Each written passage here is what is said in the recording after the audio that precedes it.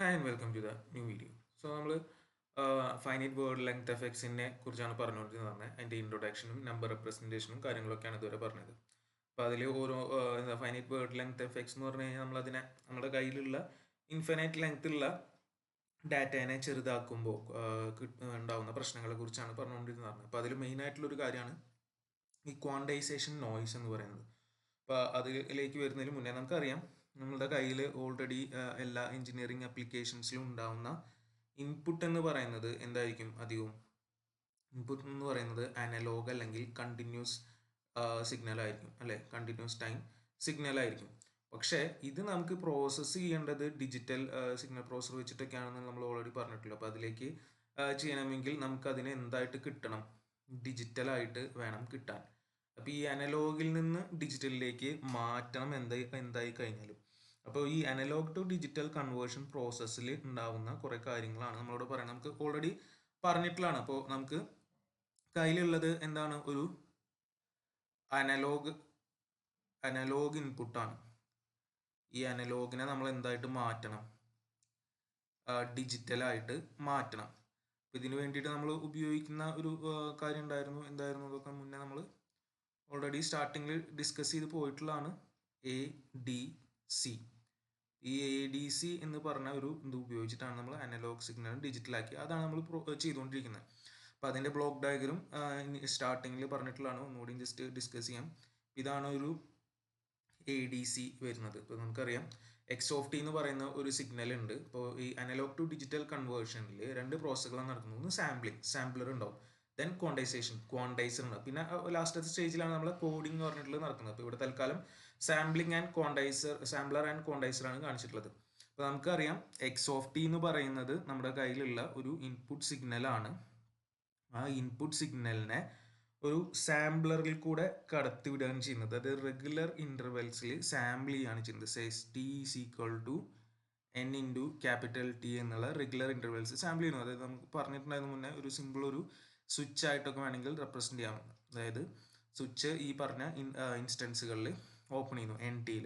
ആ എന്നിൻ്റെ വാല്യൂസ് ആണ് നമ്മൾ മാറി മാറി എടുത്തുകൊണ്ടിരിക്കുന്നത്. അതായത് N ഈസ് 0, 1, 2 എക്സെട്ര. ഓക്കെ. അപ്പോൾ അത് വെച്ചിട്ട് നമുക്ക് ഈ XOF എന്ന് പറഞ്ഞ കണ്ടിന്യൂസ് ടൈമിനെ മാറ്റിയിട്ട് എന്താക്കി മാറ്റാം? ഡിസ്ക്രീറ്റ് ആയിട്ട് മാറ്റാം. അപ്പോൾ അത് ഡിസ്ക്രീറ്റ് ആകുമ്പോൾ അതിൻ്റെ ടൈം ആക്സിസ് ആണ് ഡിസ്ക്രീറ്റ് ആവുന്നുള്ളത് നമുക്കറിയാം. മാഗ്നിറ്റ്യൂഡ് എന്ത് വാല്യൂ ആണോ ആ ഒരു പോയിന്റിൽ നിൽക്കുന്നത് ആ വാല്യൂ അവിടെ നിന്ന് നമുക്ക് അതേപോലെ തന്നെ എടുക്കാൻ പറ്റും. ഓക്കെ. അപ്പോൾ ഇവിടെ നിന്ന് നമുക്ക് ഇപ്പോൾ കിട്ടുന്ന വാല്യൂ അതേപോലെ നമ്മൾ അങ്ങോട്ട് എടുക്കല്ല ചെയ്യേണ്ടത്. ഇവിടെ ഒരു പെർട്ടിക്കുലർ റേഞ്ചിൻ്റെ ഉള്ളിൽ ഈ ക്വാണ്ടൈസേഷൻ എന്ന് പറഞ്ഞൊരു കാര്യം നടക്കുന്നുണ്ട്. കാരണം എന്താണെന്ന് വെച്ച് കഴിഞ്ഞാൽ ഇവിടെ ഇപ്പോൾ നമുക്ക് എന്താ പറയുക, മാഗ്നിറ്റ്യൂഡ് ഈ ഒരു പോയിന്റിൽ നമ്മുടെ ടൈമാണ് ഡിസ്ക്രീറ്റ് ആയിട്ടുള്ളൂ. T ആണ് ശരിക്കും പറഞ്ഞു കഴിഞ്ഞാൽ ടൈമാണ് അവിടെ നമ്മൾ എന്ത് ചെയ്തിട്ടുള്ളത്? ഡിസ്ക്രീറ്റൈസ് ചെയ്തത്. പക്ഷെ മാഗ്നിറ്റ്യൂഡ് ഇപ്പോഴും എന്ത് തന്നെയാണ്? കണ്ടിന്യൂസ് തന്നെയാണ്. അതായത് എന്ത് വാല്യൂ വേണമെങ്കിലും എടുക്കാം. അപ്പോൾ ആ മാഗ്നിറ്റ്യൂഡിനും കൂടി ഡിസ്ക്രീറ്റ് ആക്കാൻ വേണ്ടിയിട്ടുള്ള ഒരു പരിപാടിയാണ് ക്വാണ്ടൈസേഷൻ. അതായത് ഒരു റേഞ്ച് ഓഫ് വാല്യൂ വന്നു കഴിഞ്ഞാൽ, സേ ഫോർ എക്സാമ്പിൾ 0.5നും 1നും ഇടയിൽ വന്നു കഴിഞ്ഞാൽ അത് നമ്മൾ അപ്രോക്സിമേറ്റ് ചെയ്യും. സോ ചിലപ്പോൾ അത് അപ്രോക്സിമേറ്റ് ചെയ്യുന്നുണ്ടാവുക 1നോടായിരിക്കും. അതേപോലെ നമുക്കിപ്പോൾ 0ക്കും 0.5നും ഇടയിൽ വന്നു കഴിഞ്ഞാൽ അത് അപ്രോക്സിമേറ്റ് ചെയ്യുന്നുണ്ടാവുക 0.5നോടായിരിക്കാം. അങ്ങനെ. അപ്പോൾ ആ ഒരു സംഭവത്തിനാണ് ക്വാണ്ടൈസേഷൻ എന്ന് പറയുന്നത്. ഒരു റേഞ്ചിൻ്റെ ഉള്ളിൽ വന്ന ഒരു ക്വാണ്ടൻ ലെവലിലേക്ക് മാറ്റുന്നത്. എന്നിട്ട് അതിനെയാണ് നമ്മൾ അവിടുന്ന് കോഡായിട്ട് മാറ്റാൻ പോകുന്നത് ഫൈനൽ സ്റ്റേജിൽ. ഇപ്പോൾ ഈ ക്വാണ്ടൈസ്ഡ് വാല്യൂ ആണ് XQN എന്നുള്ള രീതിയിൽ പറയുന്നത്.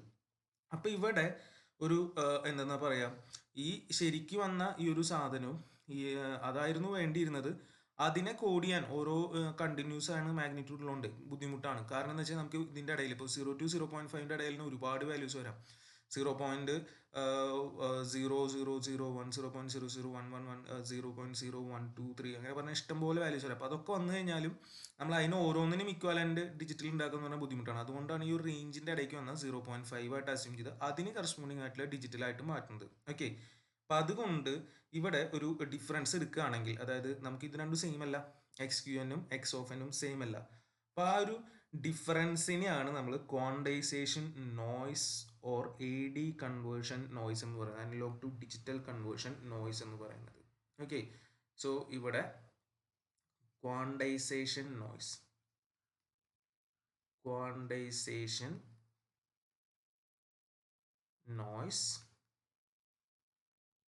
or analog AD എന്ന് പറഞ്ഞാൽ analog to digital conversion noise.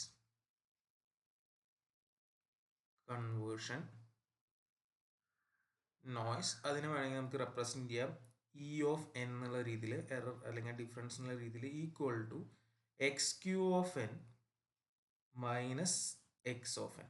ഇതിനെയാണ് നമ്മൾ എന്തെന്ന് പറയുന്നത്, quantization noise or analog to digital conversion noise. ഈ കാര്യം നടക്കുന്നത് ഇതാണ്, നമുക്ക് ശരിക്കും വരുന്ന എന്താ ടൈം മാത്രം ഡിസ്ക്രീറ്റ് ആക്കി മാഗ്നിറ്റ്യൂഡ് കണ്ടിന്യൂസ് ആയിട്ടുള്ള മാഗ്നിറ്റ്യൂഡും കൂടി ഡിസ്ക്രീറ്റ് ആക്കാൻ ക്വാണ്ടൈസേഷൻ ചെയ്യുമ്പോൾ നടക്കുന്ന ഒരു എററിനെയാണ് നമ്മൾ ഈ രീതിയിൽ പറയുന്നത്. ഓക്കെ, ഇപ്പോൾ നമുക്കിപ്പോൾ ജസ്റ്റ് ഒരു എക്സാമ്പിൾ ആയിട്ട് വേണമെങ്കിൽ കൺസിഡർ ചെയ്യാം. ഒരു സൈനസോയിഡൽ സിഗ്നൽ ആണെന്ന് വിചാരിക്കുക. സൈനസോയിഡൽ സിഗ്നൽ അത് വാരിങ് -1 to 1 അത് വാരി ചെയ്യുന്നത് എന്നുള്ള രീതിയിൽ, 2 വോൾട്ട് പീക്ക് ടു പീക്ക് എന്നുള്ള രീതിയിൽ നമുക്ക് ഒരു ഡൈനാമിക് റേഞ്ച് 2 അതിൻ്റെ ഉള്ളിലാണ് എന്നുള്ള രീതിയിൽ വിചാരിക്കാം. ഇപ്പോൾ ഇതിനെ കൺവേർട്ട് ചെയ്യാൻ വേണ്ടിയിട്ട് നമ്മൾ ഒരു ADC യൂസ് ചെയ്യാണ്. ഓക്കെ, സോ ഈ സൈനസോയിഡലിനെ എനിക്ക് ഡിജിറ്റലായിട്ട് മാറ്റണം. സോ അതിന് വേണ്ടിയിട്ട് ഞാനിവിടെ ഒരു ADC യൂസ് ചെയ്യാണ്. അപ്പോൾ ആ ADC എന്ന് പറയുന്നത് ഇറ്റ് എംപ്ലോയ്സ് B+1 ബിറ്റ്സ് ആണെന്ന് വിചാരിക്കുക. B+1 ബിറ്റ്സ് എന്ന് പറയുന്നത് അതിൽ നമ്മുടെ സൈൻ ബിറ്റും കൂടി ഉണ്ട്. Okay, B+1 bits including the sign bit. അപ്പോൾ നമ്മൾ അങ്ങനെയാണ് ചെയ്യുന്നതെങ്കിൽ നമുക്കറിയാം എത്ര ഈ ഇതിൻ്റെ ലെവലുകളാണ്, എത്ര ബിറ്റ് വെച്ചിട്ടെന്ന് പറഞ്ഞാൽ അതിനനുസരിച്ചാണ് അത്ര ലെവലുകൾ നമ്മളവിടെ തീരുമാനിക്കേണ്ടത്. അപ്പോൾ ക്വാണ്ടൈസേഷന് വേണ്ടിയിട്ടുള്ളത്. അപ്പോൾ ഈ ഒരു കേസിൽ നമ്പർ ഓഫ് ബിറ്റ് ലെവൽസ് എന്തായിരിക്കും? So number of levels available for quantizing x of n. x of n quantise ചെയ്യാൻ നമുക്ക് അവൈലബിൾ ആയിട്ടുള്ള ലെവൽസ് എന്തായിരിക്കും? നമുക്കറിയാം 2 to the power ആയിട്ട് എഴുതേണ്ടി വരും. 2 raised to B+1 ലെവൽസ് ആണ് നമുക്ക് അവൈലബിൾ ആയിട്ടുണ്ടാവുക. അപ്പോൾ അതുകൊണ്ട് തന്നെ നമുക്ക് ഇന്റർവെൽ ബിറ്റ്വീൻ സക്സസീവ് ലെവൽസും എഴുതാം. therefore interval between successive levels എന്താ വരിക? ഇത് മൊത്തം ഇത്ര ലെവലുകളാണുള്ളത്. നമ്മൾ ചെയ്യാൻ പോകുന്നത് എന്താണ്? 2 ആണ് നമ്മൾ അതിൻ്റെ ഡൈനാമിക് റേഞ്ച് എന്ന് പറഞ്ഞിട്ടുണ്ടായിരുന്നു അല്ലേ? ഡൈനാമിക് റേഞ്ച് നമ്മൾ എടുത്തിട്ടുള്ളത് 2 ആണ്. അപ്പോൾ ആ 2 എന്നുള്ള ഒരു ഡൈനാമിക് റേഞ്ചിനെയാണ് ഇത്ര ലെവൽസ് ആയിട്ട് നമ്മൾ സ്പ്ലിറ്റ് ആക്കാൻ പോകുന്നത്. അപ്പോൾ ഇത് അതിനെ നമ്മളിപ്പോൾ ഈ ഇൻ്റർവെലിനെ സ്മോൾ ലെറ്റർ Q വെച്ച് റെപ്രസെൻറ്റ് ചെയ്യുകയാണെങ്കിൽ 2നെയാണ് നമ്മൾ ഇത്രയും ലെവലുകളാക്കാൻ പോകുന്നത്. സോ 2/2 raised to B+1 വരും. That will be equal to 2 raised to -b. ഇതാണ് അപ്പോൾ ഇൻ്റർവെൽ ബിറ്റ്വീൻ സക്സസീവ് ലെവൽസ് വരിക. ഈ ക്യൂവിനെ പറയുന്നതാണ് ക്വാണ്ടൈസേഷൻ സ്റ്റെപ്പ് സൈസ് എന്ന് പറയും. ഈ ക്യൂവിനെ ക്വാണ്ടൈസേഷൻ